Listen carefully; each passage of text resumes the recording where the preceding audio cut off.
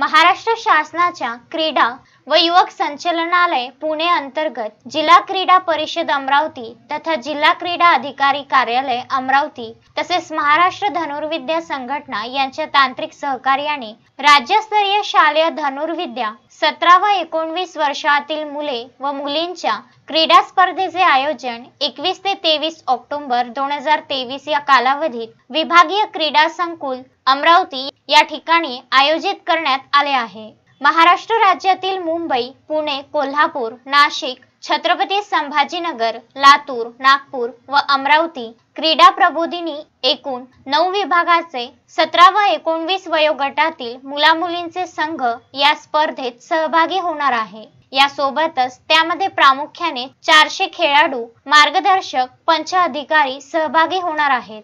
सदर स्पर्धेमध्ये महाराष्ट्र राज्यातील राष्ट्रीय व आंतरराष्ट्रीय खेळाडू सुद्धा सहभागी होणार आहेत। या राज्यस्तरीय धनुर्विद्या क्रीडा स्पर्धेचे यशस्वीपणे आयोजन व नियोजन होण्याच्या दृष्टिकोनातून महाराष्ट्र धनुर्विद्या संघटनेच्या अधिपत्याखालील तांत्रिक अधिकारी, पंच, तज्ञ, प्रशिक्षकांचे सहकार्य घेण्यात येणार असून सदर राज्यस्तरीय धनुर्विद्या या खेळाच्या स्पर्धेचे विभागीय क्रीडा संकुल परिसर स्थित मैदानावर भव्य आयोजन करण्यात आले आहे। या स्पर्धेमध्ये सहभागी होणाऱ्या मुलांची निवास व्यवस्था ही क्रीडा प्रबोधिनी वसतिगृहामध्ये करण्यात आली आहे, तर मुलींची निवास व्यवस्था ही युवा वसतिगृहामध्ये करण्यात आली आहे। या राज्यस्तरीय धनुर्विद्या स्पर्धेचे उद्घाटन 21 ऑक्टोबर 2023 रोजी सायंकाळी 5 वाजता विभागीय क्रीडा संकुल येथे होणार आहे। स्थानिक लोकप्रतिनिधी व वरिष्ठ सनदी अधिकारी तसेच अमरावती क्रीडा विभागाचे उपसंचालक विजय संतान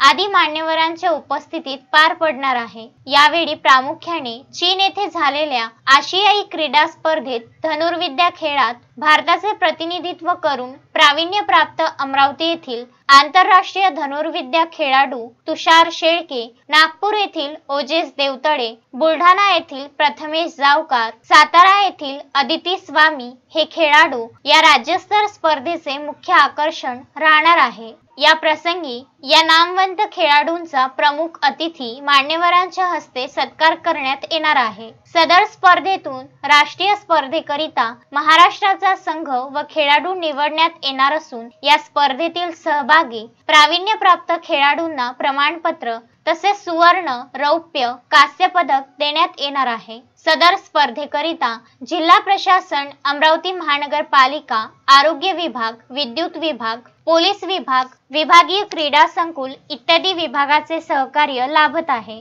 अमरावती शहरातील खेळाडू, विद्यार्थी, युवक युवती, क्रीडाप्रेमी नागरिकांनी खेळाडूंचा उत्साह द्विगुणित करण्याकरिता जास्तीत जास्त संख्येने उपस्थित राहून त्यांना प्रोत्साहित करावे असे आवाहन जिल्हा क्रीडा अधिकारी गणेश जाधव यांनी केले आहे।